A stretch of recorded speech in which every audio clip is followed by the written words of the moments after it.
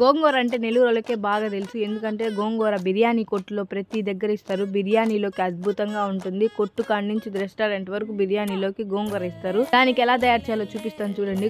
గోంగూర కట్ట ఒక పెద్ద కట్ట, చుక్క కూర ఒక కట్ట, దాంట్లోనే కొత్తిమీర వేసుకున్నాను. గోంగూరలోనే బాగా మంచి కడిగేసుకోండి, శుభ్రంగా చేసుకొని తర్వాత 5 పచ్చిమిర్చి, ఆ తర్వాత టమోటాలు 3, ఎర్రగడ్డ చిన్న ఒక సైజు, అల్లం వెల్లుల్లి పేస్ట్ ఒక పావు స్పూను, పసుపు అర స్పూను. ఆ తర్వాత మనం ఇది కింద నుంచి పైకి ఇట్లా చేసేసుకోండి. తొందరగా ఉడుకుతాయి, మధ్యలో ఆకు తొందరగా ఉడికిపోతుంది. టమోటా ఆనియన్స్ కొంచెం తొందరగా ఉడకవు కాబట్టి ఇలా వేసుకోండి. కొంచెం నూనె నీళ్లు వేసేసి ఉడికించేసుకొని 3 విజిల్స్ పెట్టుకొని ఇలా మెత్తగా అయిన తర్వాత ఇందులో కొంచెం ఉప్పు వేసి బాగా మెత్తగా మెదిపేసుకొని ఇంతే అండి, సింపుల్ గా అయిపోతుంది గోంగూర అనేది. ఇంత సింపుల్ గా అయిపోయే దాన్ని బిర్యానీలో ఒక్కొక్కసారి తిన్నారంటే అబ్బా జమ్ము అంటది, మామూలు అన్నంలోకి దాన్ని బాగుంటది. మీకు ఎలా కుదిరింది నాకు చెప్పేసేయండి కామెంట్ లో. తర్వాత ఎవరైతే నెల్లూరు వాళ్ళు ఉన్నారో వాళ్ళకి షేర్ చేసేయండి, లైక్ చేయండి, షేర్ చేయండి, సబ్స్క్రైబ్.